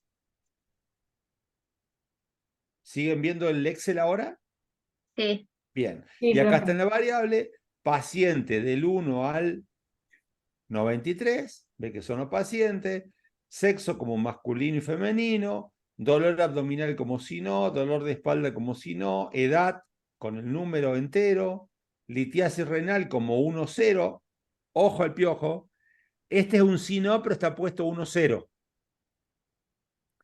Si RMedic te lo detecta como número, vos le tenés que decir, no es un número, ¿sí? Es una letra, es cualitativa. ¿Sí? Bien, y colesterol como número. ¿Estamos de acuerdo? Entonces, vamos a las preguntas vamos a las consignas. Realice todas las tablas necesarias para describir la muestra. De nuevo, esto solamente es didáctico para que usted dice, bueno, a ver, ¿qué tablas necesito para describir la muestra? Entonces, bueno, vamos acá. Bueno, yo para describir la muestra necesitaría una tabla sobre la frecuencia de masculino y femenino. O sea, una tabla para sexo. Entonces yo tengo que entrar a Remedic, ir a tablas, decirle que quiero hacer una tabla con una variable, la variable sexo, y me va a decir el porcentaje de hombre tanto, porcentaje de mujeres tanto. Listo. Lo mismo para dolor abdominal, una tabla. Lo mismo para dolor estable, una tabla. ¿Y en edad qué le pido? Bueno, la media, la mediana, el desvío, la varianza. Es la manera de obtener las medidas de posición y dispersión que vimos, ¿se acuerdan? Litiasis renal. Si yo le pido que me haga un promedio, me va a decir que 0,5 el promedio. Entonces, va a tabla esto. Va a una tabla con la prevalencia de sí o la frecuencia de sí, la frecuencia de no. Y colesterol también, promedio y desvío. Entonces, de nuevo, no le vamos a dar semejante cantidad de cosas para hacer porque es mucho trabajo al cohete, pero le vamos a dar indicaciones, haga la tabla con las variables tanto y tanto. Entonces después, cuando entran al aula virtual, va a haber una pregunta que dice, el promedio de colesterol en sangre es 132, 127, 115 o 111. Entonces, para contestar eso, ¿qué tuvieron que hacer? Ir y hacer la tabla en Remedic. Ir y hacer Y la tabla de sacar- remedio. Exactamente. Exactamente. Profe, ¿les entregamos el Word también o no hace falta? No, no, el Word no hace falta. Solamente ustedes tienen que contestar las 10 preguntas que van a tener. En esas preguntas va a haber alguna pregunta teórica muy sencilla, ¿sí? Pero muy sencilla, ninguna definición complicada ni nada, porque tampoco nosotros le dimos hincapié a eso en las clases. O sea, tampoco Bien. nosotros le damos un teórico para que ustedes estudien el teórico. Pero, a ver, por ejemplo, no es lo mismo una media que una mediana. Entonces, cosas como esa, pero muy sencillita, lo que hemos estado charlando todo el tiempo. Y luego lo más fuerte va a ser las preguntas con respecto a resultados. Entonces, por ejemplo, la frecuencia de sí dolor de espalda es del tanto por ciento, tanto por ciento, tanto por ciento. El intervalo de confianza para no dolor de espalda va de 25 a 32 o de 27 a 29. Y para eso, ¿qué tienen que entrar? En tablas y en pedirle intervalo de confianza. Nada más. Ah. ¿Sí? Bien. Eso con respecto a descriptiva. Mira, realice las tablas, realice los gráficos. Gráfico no te voy a poder preguntar. O sea, ¿qué gráfico te voy a hacer una pregunta? ¿Está bonito el gráfico de torta? ¿Sí o no? O sea, más que eso no. O sea, si yo te pregunto algo del gráfico, en realidad te tengo que preguntar un número, por lo tanto, no te voy a preguntar de un gráfico nada. Esto es para que ustedes hagan los gráficos ahora y practiquen. ¿Cuál es la probabilidad de tener un paciente con dolor abdominal? La probabilidad de un paciente con dolor abdominal. ¿Qué hago? Voy a ir a dolor abdominal, lo voy a poner en tablas y voy a ver, digamos, la probabilidad de sí, la probabilidad de no. La probabilidad de dolor abdominal sí, la frecuencia es una probabilidad. O sea, si ustedes me dicen 22,4% está mal, la probabilidad va de 0 al 1. Es esa tabla solamente. ¿Sí? Bien. Realice la estimación por intervalo de la edad. ¿Qué pretendo ahí? Es el límite superior y límite inferior. A ver, ¿cómo? ¿Eso era lo de los límites o las Claro. La límite estimación por superior e intervalo inferior? es, van a cargar la edad en tabla y le va a dar el promedio y la estimación por intervalo. Ahora lo vamos a ver, o sea, Claro. todo esto que estamos diciendo en el aire, ahora vamos a entrar y verlo todo. Intervalo de confianza para la prevalencia de litiasis. Entran en tablas, le va a dar la prevalencia y le va a dar el intervalo de confianza de prevalencia. Si en la población, si en la población la proporción del sexo femenino es 0,52, ¿cree que en esa muestra representa la población?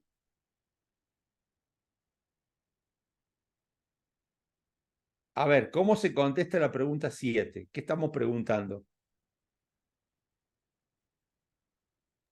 Si la muestra es representativa. Bien. ¿Y cómo lo Sí. contesto?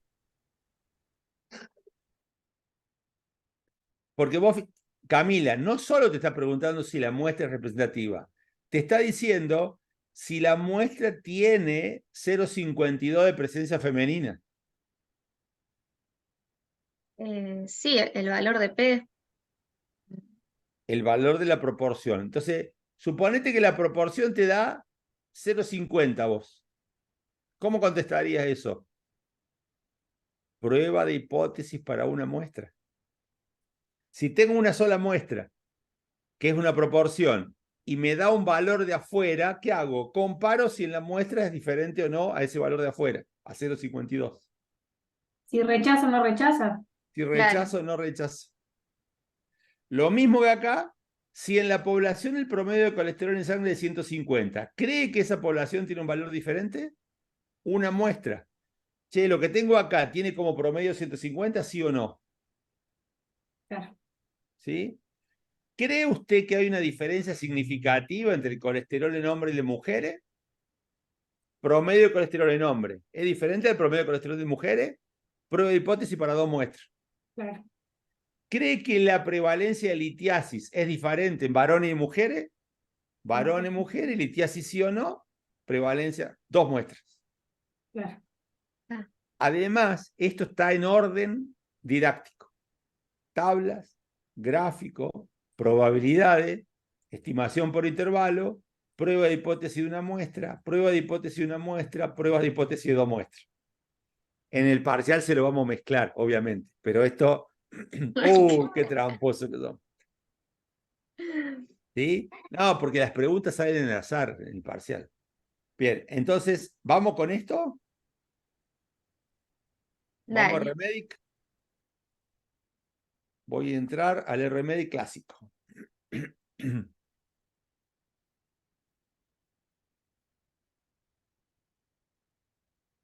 Los voy a mudar a ustedes porque tengo que dejar de compartir. Tengo que llevarlos acá. Tengo que compartir Remedic. Compartir.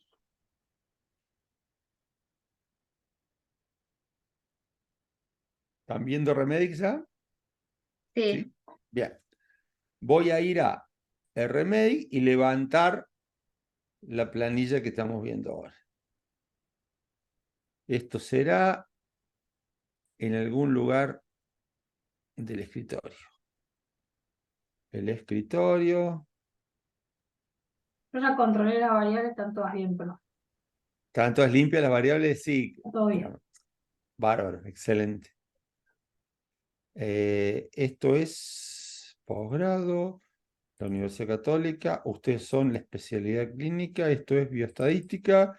Estamos en la semana 7 repaso y esto es repaso tabla 1. Bien. Acuérdense siempre, Remedic les da le muestra una partecita. Esto es lo más importante, Claudio. no tiene este formato, la visualización del RMedic nuevo, tiene un formato más feo, me gusta más esta a mí. Pero bueno, eso porque David encontró otra forma de revisarlo. Bueno, vamos a la primera pregunta. Realice todas las tablas necesarias para describir una muestra. Arranquemos con una tabla para dolor abdominal, que es una variable quali. ¿Sí? Entonces vamos a tablas. Le digo una sola variable. Dolor abdominal. Me dice que es categórica, estamos de acuerdo, y ya me da la frecuencia. O sea, ya sé que la frecuencia relativa de no es 25%, de sí es 75%. Y si yo hago un intervalo de confianza, el 90 va de 68 a 82, del 95 va de 66 a 84 y del 99 va de 63 a 87. Más de eso no le puedo preguntar. O sea, para una variable cualitativa, ¿sí? Te puedo preguntar esto o te puedo preguntar los intervalos de confianza, de la frecuencia, de la prevalencia. ¿Sí? Entonces, en realice todas las tablas, está también la pregunta que viene después. La pregunta que viene después tiene estimación por intervalo de prevalencia de litiasis renal, que es la pregunta 6. ¿La ven? ¿Sí? La pregunta 1 se contesta igual que la pregunta 6, que la consigna 6. ¿Están viendo el Word? Sí. Bien, voy a ir a litiasis renal. Litiasis renal, tiki. Litiasis renal me dice, es numérica. No, no es numérica. Es trampita que le hacemos. Es categórica. Es un sí no. Entonces, me dice la estimación por intervalo de la prevalencia de litiasis renal. Bueno, la litiasis renal tiene una prevalencia de 0,46 y la estimación por intervalo del 95% va de 36% a 56%. Eso sería la estimación por intervalo. ¿Sí? Si te preguntamos el 90 es esto, si te preguntamos el 99 es esto, pero normalmente usamos 95.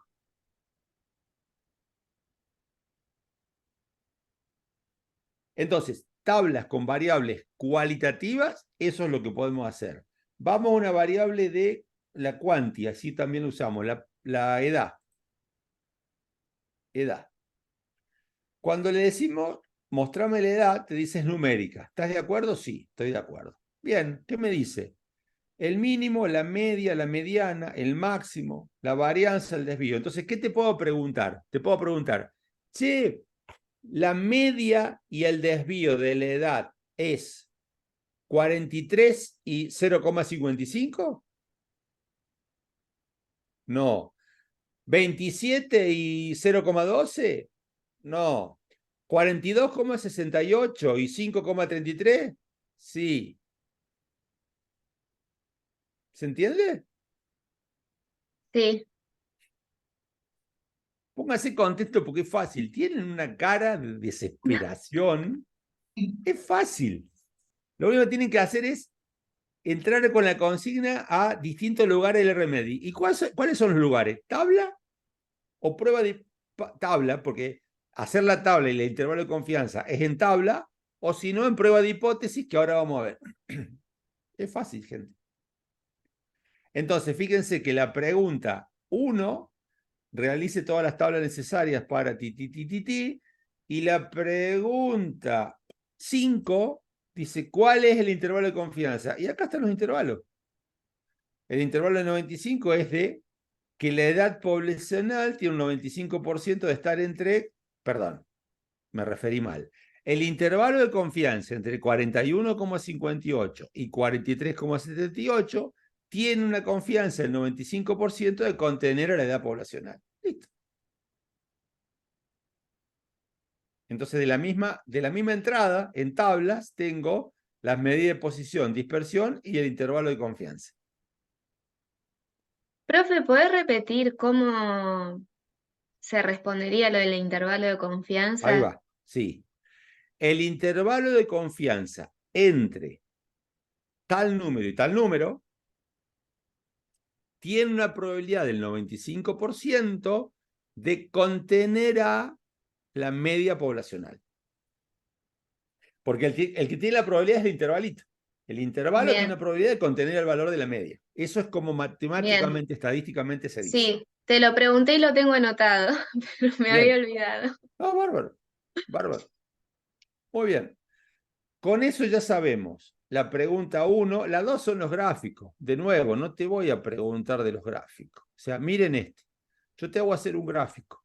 Te digo una variable. La variable es la variable edad. La variable edad numérico. ¿Qué te puedo preguntar de este gráfico? O sea, ¿qué puedo hacer en múltiple opción de este gráfico? O sea, no te voy a preguntar cosas de los gráficos porque no sé qué preguntarte de acá. Si te pregunto algo, va a ser tan retorcido que te tengo que preguntar de acá abajo de la distribución. No vale la pena. O sea, de gráfico no te voy a preguntar nada. La consigna 1, tablas, ya está. La consigna 2, gráficos, ya está. La probabilidad de tener un paciente con dolor abdominal. ¿Cuál es la probabilidad de tener un paciente con dolor abdominal? Vamos a tablas. Vamos a una tabla, vamos a dolor abdominal. ¿Cuál es la probabilidad de tener un paciente con dolor abdominal? A ver quién contesta.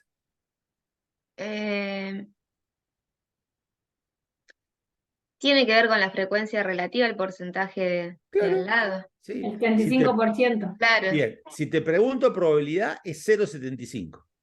Ah, Bien. Si te probabilidad. pregunto porcentaje, 75%. Listo, lo tenés Bien. acá. Ah, Nos va a ¿Sí? poner porcentaje y nos va a poner. Si te pregunto probabilidad, te voy a poner 75%, 0,75, y si pones 75%, échate moco, porque probabilidad es 0,75. ¿Sí? ¿Cuál es la probabilidad? Esta es la más complicada. Escucha. ¿Cuál es la probabilidad de que el paciente tenga dolor de espalda si es mujer? oh. Dos variables. Ah, Dolor de espalda y sexo. Entonces, sexo, dolor de espalda. Las dos categóricas. En filas, sexo. Estamos de acuerdo. Entonces, vamos a porcentaje por filas. Esto es, dado que es mujer, ¿cuál es la probabilidad de tener dolor de espalda? 72% o 0,72. 0,72. 0,72 es la probabilidad de tener dolor de espalda, dado que es mujer. Mientras que la probabilidad de tener dolor de espalda, dado que es hombre, es 0,42. 0,42. Es lo único que es más complicado porque tenés que cruzarlo y tenés que poner por fila el condicionante. Si yo lo pongo por columna, miren, me va a dar otra cosa. Da igual. Da igual, pero de casualidad. No. Da el 75% igual. A ver, ¿cómo era? No, este era 72 y 42. Va. Y acá miren qué da. Acá la pregunta es otra, dado que la persona tiene dolor de espalda, ¿qué probabilidad hay de que sea femenino? ¿Vamos de nuevo? No, pero ¿cómo? Por eso, es otra cosa, es otra. A ver, ¿qué me pregunta? ¿Qué es la pregunta? ¿Dónde está? La pregunta 4 dice, ¿cuál es la probabilidad de que el paciente tenga dolor de espalda si es mujer? Entonces me está preguntando esto. Me está preguntando si es mujer, ¿qué probabilidad tiene de tener dolor de espalda? ¿Sí? ¿Me siguen? Si yo lo hago así, acá me dice, ¿qué probabilidad tiene de ser mujer si tiene dolor de espalda? La pregunta es otra. Una cosa es fila, otra cosa es columna. hoy eso Claro. me cuesta darme cuenta. Bien, mira esto. ¿Cuál es la probabilidad de tener diabetes siendo obeso? No me la diga porque no la de saber, pero No. ¿Cuál es la probabilidad de tener diabetes siendo obeso? Es una cosa. Sí, ¿Y cuál es la probabilidad de ser obeso teniendo diabetes? Es otra cosa. ¿Te das cuenta? O sea, condicionar por uno o por otro da como resultado cosas diferentes. sí, sí, Yo sí. siempre cuento Claro. esto. Yo siempre cuento esto que les voy a contar. En un trabajo de tesis había una persona que tenía como hipótesis algo porque él quería probar algo. Y era esto. Creo que se lo di en metodología. El tipo decía que el 50% de las personas que empiezan a beber alcohol en la adolescencia terminan siendo alcohólicos. ¿Va de nuevo? El 50% de las personas que comienzan a beber alcohol en su adolescencia terminan siendo alcohólicos. Y en realidad él no tenía la información para eso. Él tenía la información que de los alcohólicos, el 50% había empezado a beber alcohol en su adolescencia. Hay Es una gran algo muy diferencia. Sí. bien, bien diferente. Yo me alivié cuando me di cuenta de eso. ¿Sí? Bueno, pero ¿se dan cuenta que el condicionante cambia la conclusión? Claro. Sí. Bien. Acá lo dice claro. Dice, ¿cuál es la probabilidad de que el paciente tenga dolor de espalda si es mujer? Entonces digo, bueno, si es mujer, dolor de espalda, no dolor de espalda. Es muy fácil. Bien, ¿Bien? está. Vamos a la pregunta 7, a la consigna 7. Si en la población, la proporción de sexo femenino es de 0,52, ¿cree que esa muestra represente la población? Es decir, ¿cree que esa muestra viene de una población cuya prevalencia de sexo femenino es 0,52? Hipótesis. Vamos a ver. Ahí arrancamos con prueba de hipótesis. Prueba de hipótesis, ¿cuántas variables? Ay, para Una. que la pregunta de vuelta. ¿Cuál variable? Sexo. Sexo, creo que era sola. Es categórica. T de proporciones. Ah, la 7 era, ¿no? Sí. Sí, es la Sí. 7. T de Sí, proporciones. sexo. Es Contexto. sexo, este de proporciones, y la Femenino. pregunta es, ¿me están preguntando sobre femenino o sobre masculino? Femenino. Sobre femenino. ¿Y cuál es el valor bajo hipótesis que me preguntan? 0,52. 0,52. Entonces, déjenlo en bilateral porque esto tiene un errorcito, van a echar mocos si ponen lo otro. Entonces dice, la variable sexo tiene un N93, la categoría que estamos viendo es femenino, es bilateral, el valor bajo hipótesis es 0,52, la proporción en la muestra es 0,65, y miren, rechazo la hipótesis nula, es decir, en la muestra tengo una prevalencia mucho mayor del sexo femenino que en la población. O sea, esa muestra está sobre representada del sexo femenino. ¿Por qué? No sé. Irán más al consultorio las chicas, qué sé yo. ¿Se entiende? Entonces, ¿qué te puedo preguntar acá? Y te puedo preguntar sobre la respuesta, te puedo preguntar sobre el valor P, y no mucho más que eso. ¿Ven? Este no está mal, porque sí existen diferencias. Te voy a preguntar o sobre el valor P o sobre la respuesta. Más que eso no. Te voy a dar distintas cosas. O sea, va a ser múltiple opción, va a tener 3 o 4 opciones. Te voy a dar, se llaman confusores. Te voy a dar respuestas que sean confusores como para que si metiste la pata y qué sé yo, hiciste otra cosa, que te confundas. Si en la población, la pregunta 8, si en la población el promedio de colesterol en sangre es de 150, ¿cree que esta población tiene un valor diferente? Una variable, colesterol. En numérica, sí. Teste de una muestra, una sola muestra. ¿Contra qué valor quiero compararlo? 150. No. Contra 150. Dejen bilateral y después requisito, y acá. Teste bilateral. La media de colesterol de esa muestra es de 170 y el valor bajo hipótesis es 150. ¿Cuál es el valor P? es menor. Rechazo la hipótesis. Entonces, es diferente a 150 el 170 que obtengo. ¿Sí? Y ahora arrancamos con las dos últimas preguntas, que son 2 columnas. ¿Cree usted que hay una diferencia significativa entre colesterol en hombres y en mujeres? Vamos a la base de datos. Tengo sexo en una columna y colesterol en otra columna. Entonces tengo 2 columnas, son 2 variables. Prueba de hipótesis. 2 variables. 2 variables.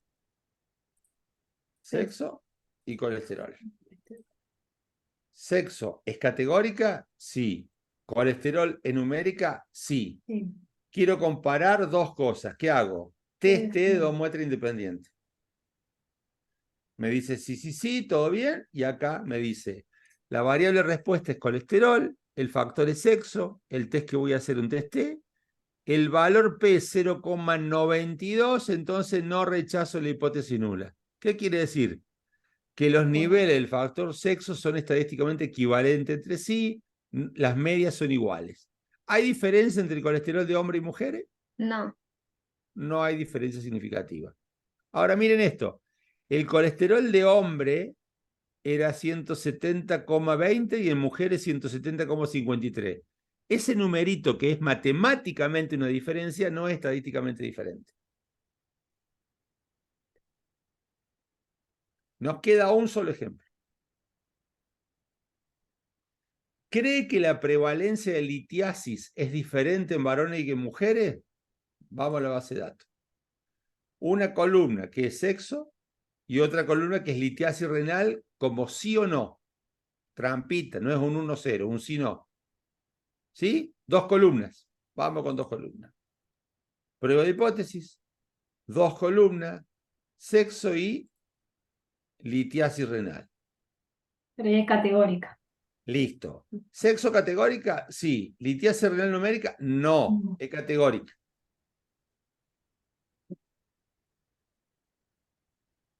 Categoría categórica. Ah, ¿esto ya lo vimos? No, no vimos todavía esto. Ah, vimos esto. ¿Diferencia? Sí, ahí. Diferencia de proporción. No, me confundí porque digo, si todavía no vimos el chi cuadrado. No, diferencia de proporción. Creo ¿Qué que querés eran mirar? hombres. ¿Cómo? ¿Eran hombres? No, no escuché, perdón. Sí, eran hombres. No, hay No, mujeres. varones que mujeres. Entonces te dice, mira, los que hacen grupo, ¿qué son? Ah, entre varones y mujeres. ¿Litiasis sí o no contra femenino masculino o femenino sí o no contra litiasis? O sea, ¿cuáles son los que hacen grupo? Mira, es sexo el que hace grupos. Sí. Y después dice la variable 2, la categoría de éxito. O sea, ¿quién quieres mirar? ¿Los 1 o los 0? Quiero mirar los 1. La litiasis. Si Me quieren. dice, mira, en el femenino la proporción de litiasis es de 0,45, en el masculino la proporción de litiasis es 0,48. ¿Hay diferencia entre estos dos? Valor P es este, no hay diferencia entre los dos. Las proporciones seleccionadas son estadísticamente iguales.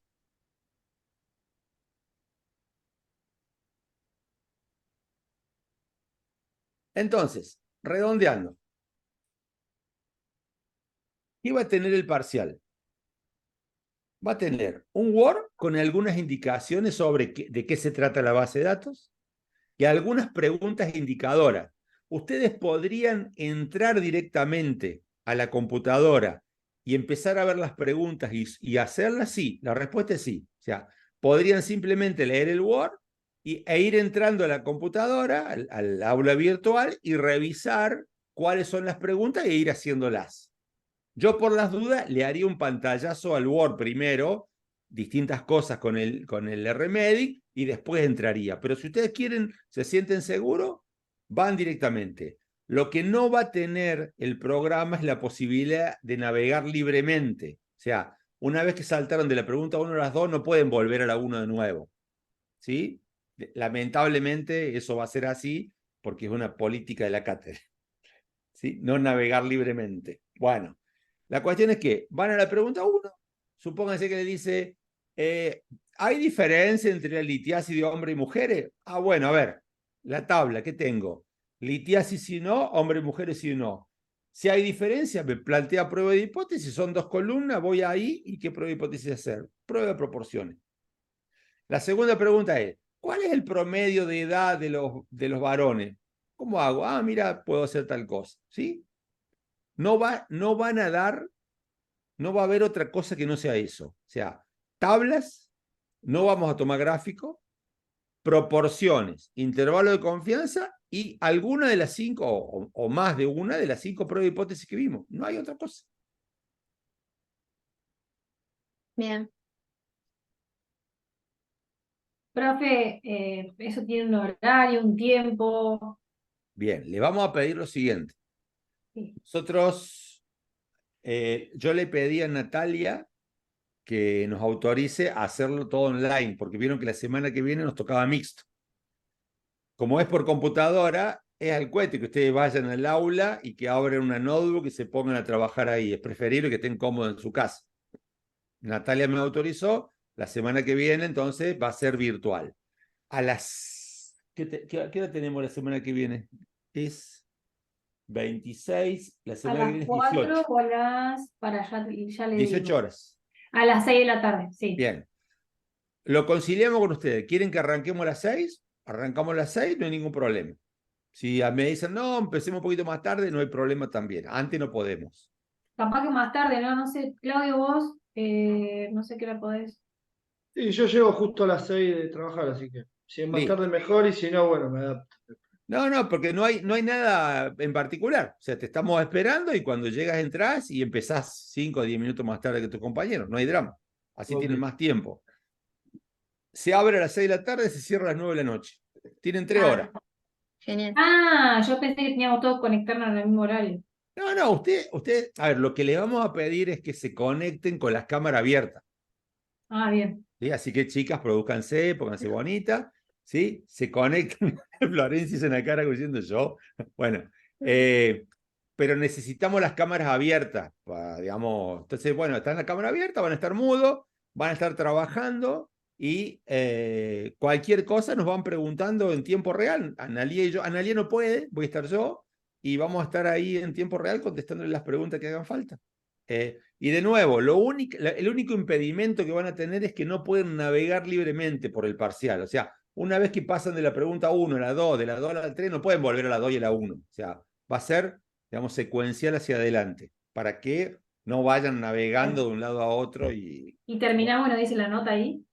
y terminan y le digo la nota en ese momento. Sí, perfectamente. Ah, Ningún no, problema. pensé que el programita te decía así.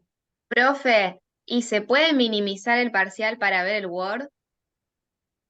Sí, absolutamente. No bien. tenemos, no ponemos un... Listo. No, por eso les tenemos las cámaras abiertas, para no tener Bien. que tener sistemas de seguridad Claro. estrafalarios, de no podés salir porque el programa identifica que vos estás mirando por el costado y estás copiando. No. O sea, por Claro. eso les pedimos, chicos, dejen la cámara abierta, nosotros estamos acá y vamos charlando, digamos. Por eso. Bien. No, porque además son un montón de números y Absolutamente. Ah, no. Van a eh, poder minimizar, o sea, de nuevo, no pueden salir del aula virtual porque después les va a costar volver a entrar y no pueden navegar en el parcial. Es lo bueno. bien. Listo. Y tienen 3 horas, les va a recontrasobrar tiempo. Ah, ¿Sí, gente? Listo, profe. Y se aprueba con 4, No, la católica no aprueba con 4, aprueba con 6. con 6. Es reglamento de la Universidad Católica. No es mío. En la nacional aprobamos con 4, pero bueno. ¿Son 10 preguntas nomás? Son por lo menos, bueno, vamos a pagar ya porque ya estamos listos.